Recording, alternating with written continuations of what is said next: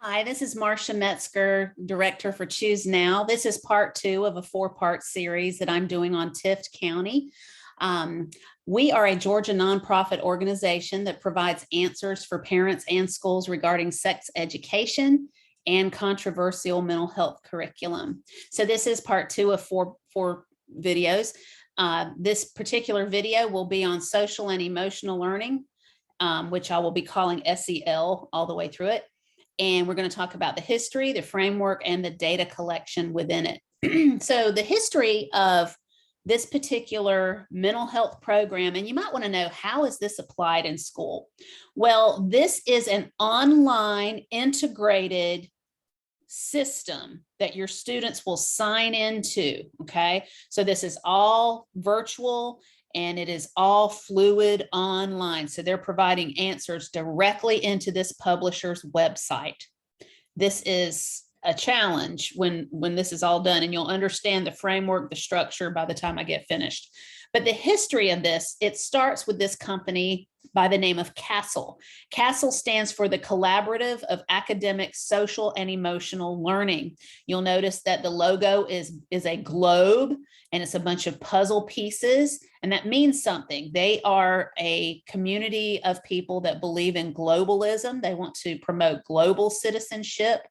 And then they also, they have like a tagline that they are the missing piece of education. So all of these puzzle pieces mean something to them. They're very intentional with their logo. CASEL was formed in 1994, and it was started by the Fetzer Institute. Now, the Fetzer Institute, excuse me a second, let me get a book here. The Fetzer Institute was started by John Fetzer, and John Fetzer, here we go, is pretty much the New Age guru. Let me just read one of the items of information here on the back, one of the endorsements from Evelyn Stern, one of the associate professors of history for the University of Rhode Island. This is what she wrote, and I think it sums it up. This is a well-written and meticulously researched overview of spiritual exploration outside the mainstream in 20th century America, and a skillful explanation of how various strains of belief came together to form what became known as New Age religion. So this is New Age religion. This is where this came from. And that pretty much makes sense when I go through the information in the curriculum. It is very well aligned with New Age protocols. So one of the things too is, if you look at this next paragraph on down, it says schools were being inundated with a slew of positive youth development programs such as drug prevention, violence prevention, sex education, civic education, and moral education, to name a few. SEL was introduced as a framework that addresses the needs of young people and helps to align and coordinate school programs and programming. Well, this information, when you go through it, it's not everyone at the table in these particular sessions, not from what I can see, and I'll explain a little more there. But if you look at some of the founders, I did find it interesting. Right off the bat, here's Eileen Rothschild Growald. She's a venture philanthropist. Her family, they are global elites, and pretty much this is where much of the education system is looking to head toward. And so let's just continue. When you consider SEL, and you consider all of these arguments you've heard online, you've possibly seen parents standing up in a lot of school board meetings lately talking about critical race theory or diversity, equity, inclusion, or LGBTQ, climate change, all of these different things, and the comprehensive sex education as well. You're pretty much hearing parents talking about a lot of those things. And then probably in the last few years, you've also heard about schools teaching the tenets of Islam, or teaching about mantra, or even teaching I've just heard all kind of different things. So you can look up different complaints and just look at parents and school boards. Just probably could Google that and you can find the information if you haven't seen any. But while everyone is really distracted with all of these different offerings here on the wall, while everyone's being distracted by that, there is this framework here of social and emotional learning going on. And when you consider this backlog of information that's collecting data on your children on how they answer questions about these offerings, they're collecting way more than you ever thought. Plus, they're asking extremely personal questions that would even involve the way your family operates and your family believes based on a child's limited perception. So there's a lot more than you realize going on. While we're being distracted with all of these things on the wall, this huge framework is even more daunting to me, and I'll continue to explain. For one thing, for parents, if you will give permission for them to use it, and believe me, they think they can go ahead and get this seated into schools and have your child doing this without your permission, that they don't need your permission. This is a non-academic product, and I would take them to task on this. I don't believe this has any business in our school systems, and I believe we can win on this. This is ideology, and I will prove it by the time you get done with this video. What parents need to do, though, is consider, in order for you to be able to evaluate all of the questions, all of these call to action assignment questions, you would need to not just review a student account, what your student would be seeing on the screen. You would also need to say, okay, I want to know what the teacher thinks my kid is learning. I want to see what's on their screen. And I'm not kidding. I would compare the two, because with a lot of these lessons and a lot of the teachers I know, I don't know how they could talk some of the teachers into assigning these lessons, to be quite honest with you. Back to the Fetzer Institute, where this all began. This is how they discuss spiritual formation and democracy, and with all kinds of different beliefs, all brought into one. You might even call it universalism. So democracy, strengthening our democracy through spiritual practices and new ways to bridge divides. Together, we can cultivate sacred connections and build a shared vision for our communities and our country. And spiritual formation, exploring and sharing ways to support our personal spiritual growth across the lifespan to help us live in sacred relationship with ourselves, each other, and the natural world. You will see this woven throughout these lessons. Many times these particular people on the Purpose Prep SEL program through Annuity, when you hear them speak, they sound like they're preaching.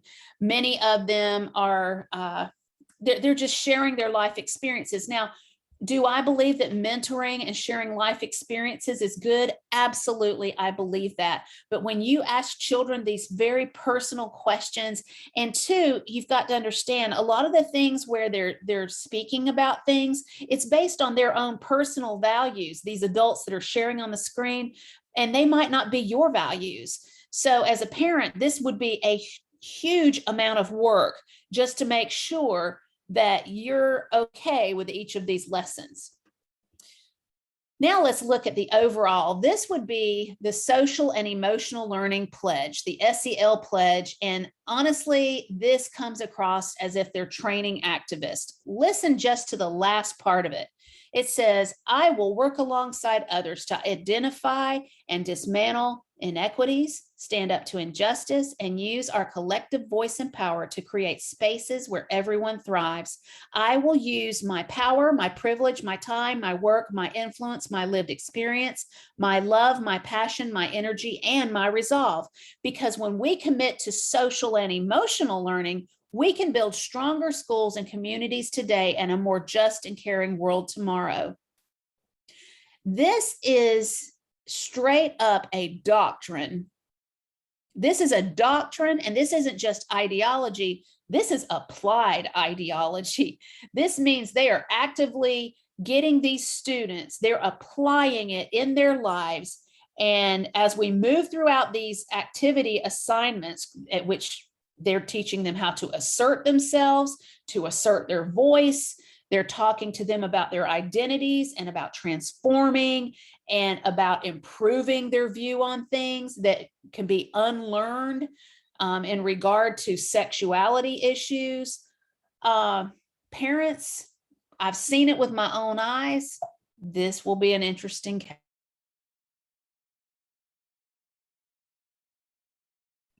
So here's the next thing.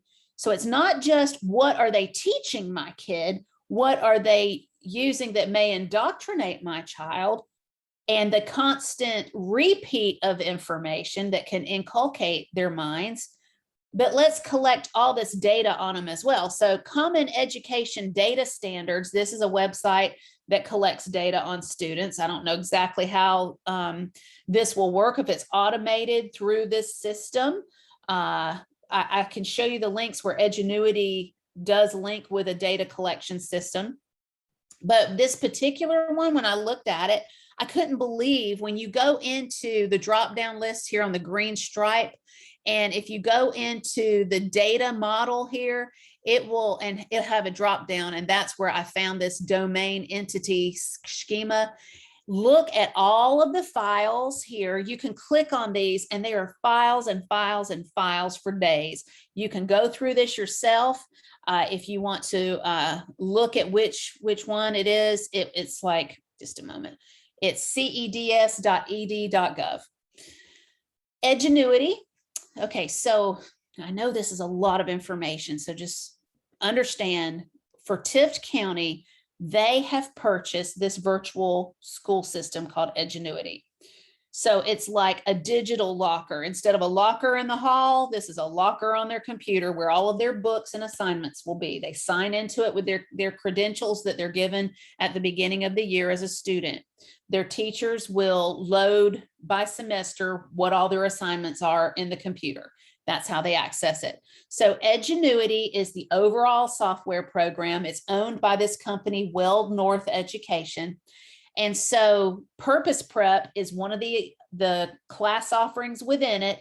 And the way I think I would describe it would be more like an elective overlay, where it would be introduced a little snippet in each one of the classes, just over and over again, teaching all of this mindfulness, all of this mental health curriculum, all of these different topics and things of that nature.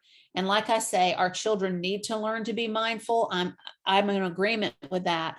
But based on whose values are we going to introduce a lot of this information? That's what we have to ask and what we have to know, because the videos I've seen, I know for a fact that parents in our area would not be down for them.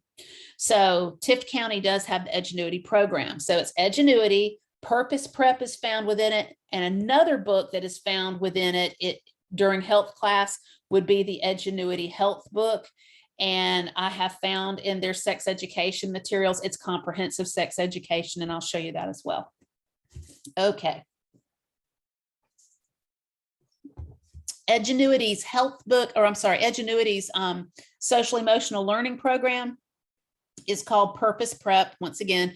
And this is Purpose Prep's website. And they are proud to say that Tift County schools, Tift area schools, are one of their happy partners and customers. Last year, when I revealed all of this information to the administration, my thought would have been that they would not want to be associated with a company that has this kind of information and what this is doing. I cannot get over the information that's in here. So we have some more discussions to be held, and it may have to just be at the school board meetings. I'm not sure, but we'll have to see what we need to do to work through it. So I've explained most of this with Purpose Prep. The call to action assignments. Okay, so let's say there's an assignment that is controversial, and within these call to action assignments, your child goes in and answers one of these questions.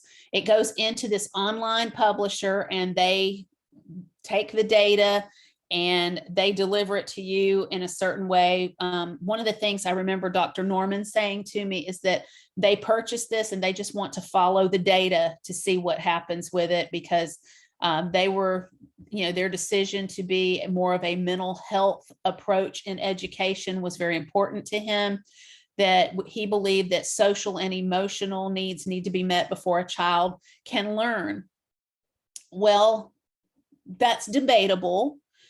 For one thing, this is a school, not a mental health hospital. But for another thing, when I show you psychologically what some of these assignments are going to do to some of these kids, I would think this would become more mentally abusive than helpful. So I'll follow on with that in probably one of the next videos.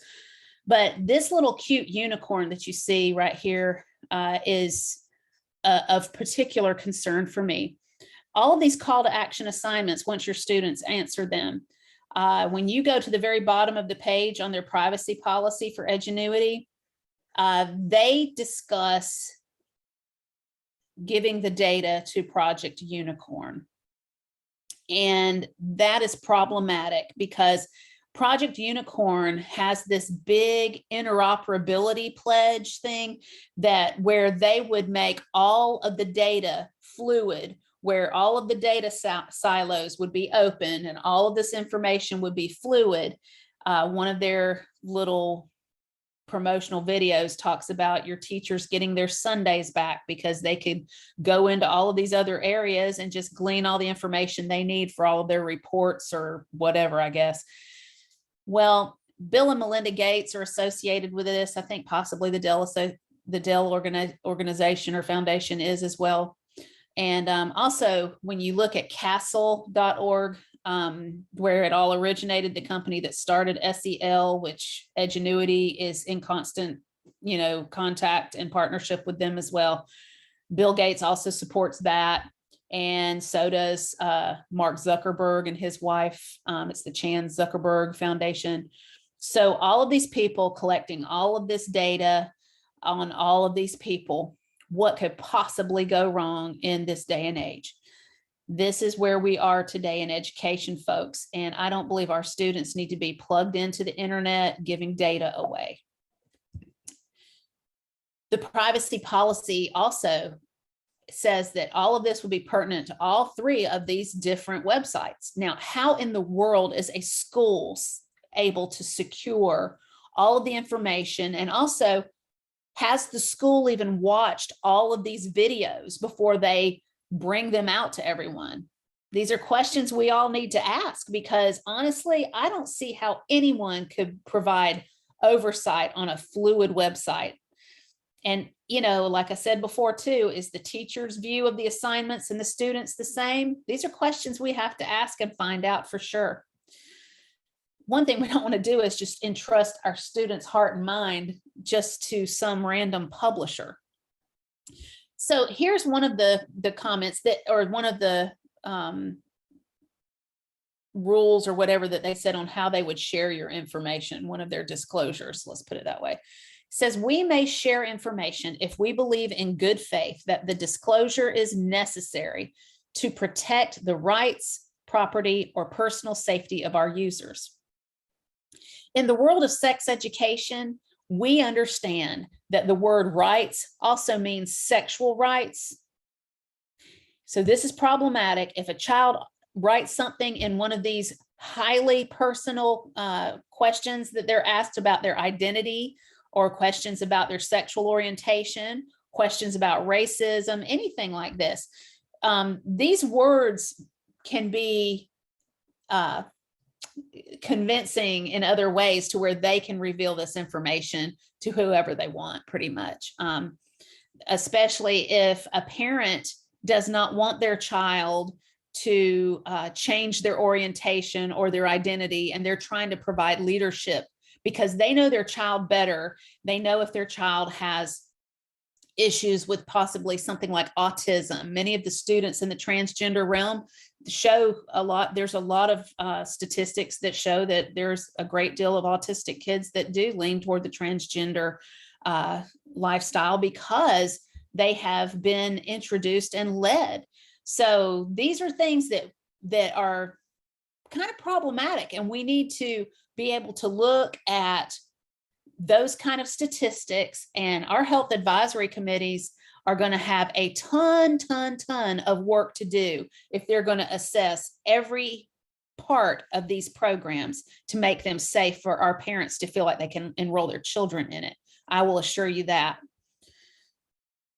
One of my friends works with the Child Parent Rights Campaign And these attorneys in this national program, what they do is exclusively hear these cases throughout the nation about transgender children wanting to take puberty blockers as teenagers, young teenagers, prior to the onset of puberty. These are younger kids. When your kid is answering these questions and they think, oh, he needs an intervention, he might be transgender. And if you come in and say, oh, no, we are going to wait this out, we're going to see what happens, because gender dysphoria normally solves itself. So what if a social worker, though, thinks that you're abusing your child because you don't agree to this? You can look in many other countries, you can look in other states. Things are happening where these are becoming to be major problems for students, where their parents may lose custody of them even because of these issues. So this is really a problem in this purpose prep privacy policy. I think we need to really consider that. Again, this is one of the main reasons I would reject social and emotional learning, especially if it is programmed directly into a website. And go to Child and Parent Rights Campaign and you can read more about it. There's a transgender resource guide that you can download and you can understand some of the statistics to which I'm referring. Okay, antiracism is another, all of these particular social and emotional learning programs, this is something I want to say to parents.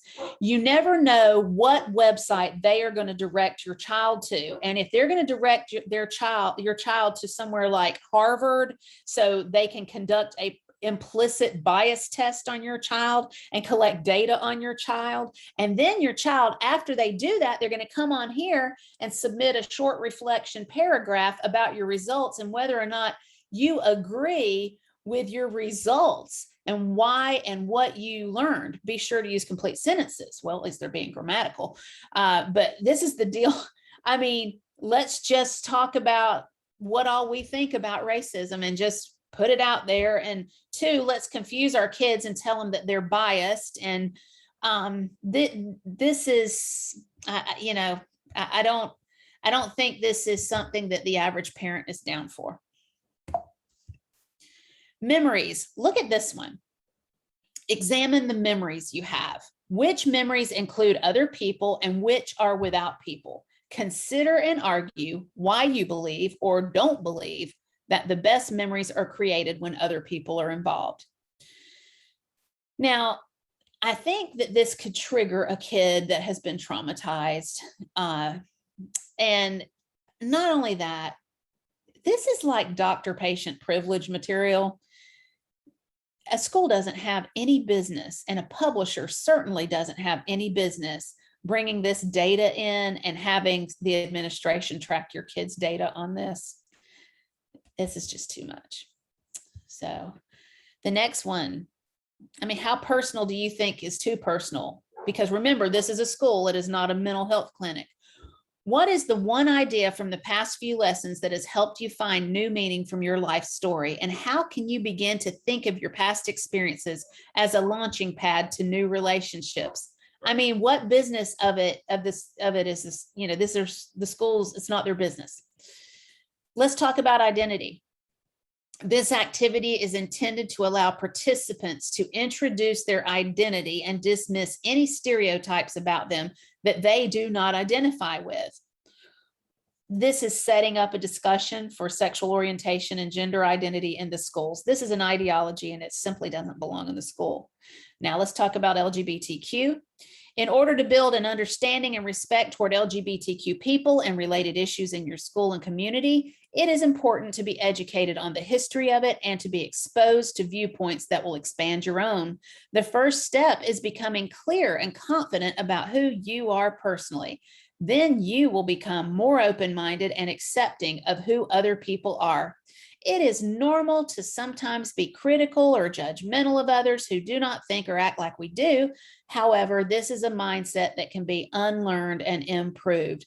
The goal is to achieve a safe and inclusive environment for everyone to be comfortable being their authentic selves.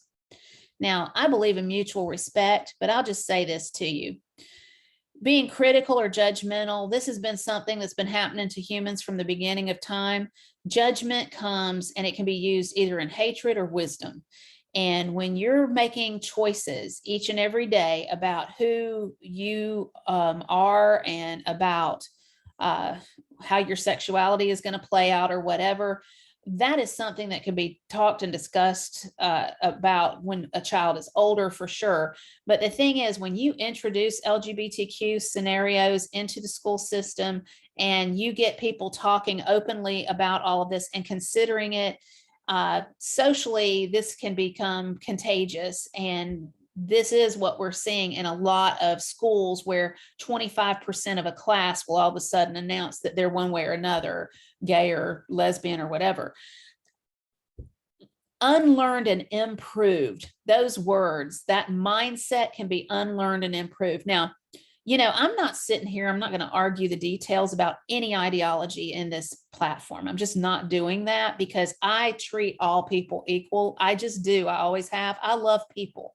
I have many friends that are homosexual from when I used to work in Macon, Georgia, and I have a lot of friends there.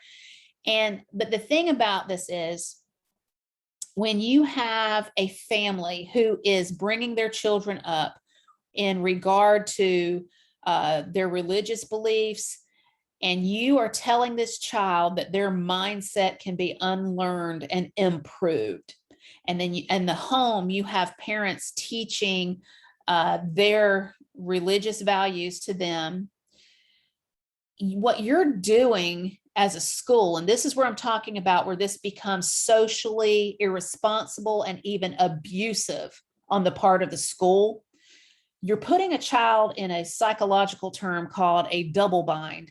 And a double bind is explained. Let me just read this next document for you that I have from an attorney who has done work in this area. He presented this when we were working on legislation about the libraries and the obscenities that we found within them, where we were doing some work there. And I added this bold print in here. Let's just read it together. It says, presenting sexually explicit materials, and then I put, or alternate lifestyles in schools, also creates cultural conflicts between the worldview presented in the school and the values fostered by parents. This creates a cultural dissonance, as children have to process the conflicting worldviews presented by dueling authority figures. This violates the private realm of the family and the parent's fundamental right to direct the upbringing of their children. That is just so plain and simple. You have dueling authority figures. I mean, think of this child. Let's just pause for a moment here. This child, their brain is still developing.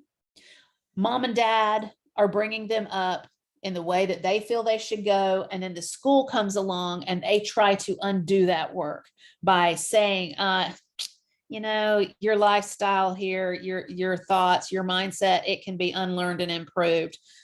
Pretty much saying your parents don't know what they're talking about. That is unbelievable. Parents have rights to raise their children the way they see fit. So our next video will contain social and emotional learning, the LGBTQ, sexual safety, and anti-racism videos that I found in this platform, and you will not want to miss it. Again, my name is Marcia Metzger with Choose Now. I look forward to talking with you again.